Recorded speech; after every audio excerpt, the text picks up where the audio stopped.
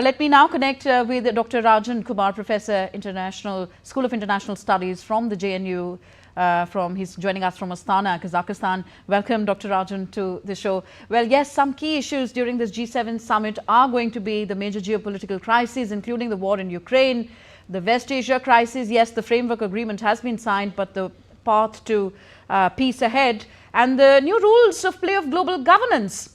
Could you shed some light on these issues?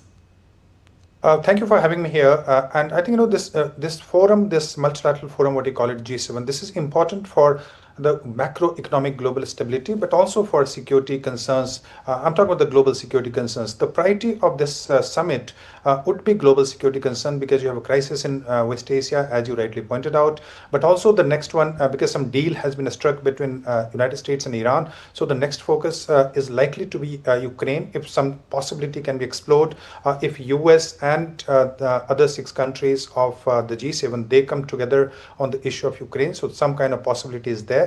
But at this moment, there is a division between the European perception of Ukraine war and the way Trump sees it. And those tensions are pretty obvious. So that is second issue. But coming to the main concern, because if you see the French agenda, the France has put macroeconomic global stability, economic stability at the top of this at the top of this agenda of G7. So essentially, it is what France and the G7 countries are trying to do, are trying to invite the democracies from across the global South countries, except some of the countries like Saudi Arabia, UAE, which are not exactly democracies. But the geopolitical and geoeconomic stability, that would be the primary concern of G7, and they know that that cannot be achieved in today's context without participation from India. And as a consequence, India is the legitimate representative from the global South, and that is being recognized by G7 countries. And as a consequence, India is a regular visitor. India has been invited in for the last few years in all the G7 summits, and India has participated. Also because, these countries recognize that, say for instance, why India has been invited and China has not been invited, because the G7 agenda also is related to some kind of, issues which are emerging because of the growing rivalry between the G7 countries and China, where India can play a very useful role. So those are the concerns which are likely to be discussed. But coming to the main agenda, geoeconomic stability, the crisis that you have in geopolitical crisis that you have in different parts of the world, then the issue of critical supply chain, where the rare earth material which is controlled by China, and some of the concerns are there in Europe that if those materials are not supplied the way it has been done in the past, so then these countries would be in a difficult situation. So they are trying to find a way so that supply chain disruption does not take place globally.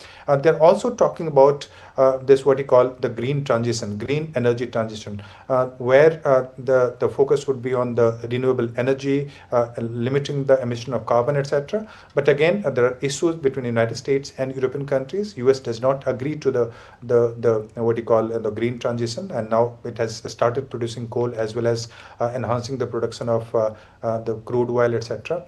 So there are many issues, and also the G7 in today's world is important for the European countries, because there is a tension emerging between this, what you call G6 plus United States. So how can they hold it together?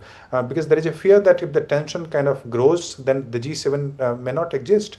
So how can they hold together, especially the European countries and Japan? So that is the major concern of this summit. And compare today. it with the no G7 protests going on in Geneva at the moment.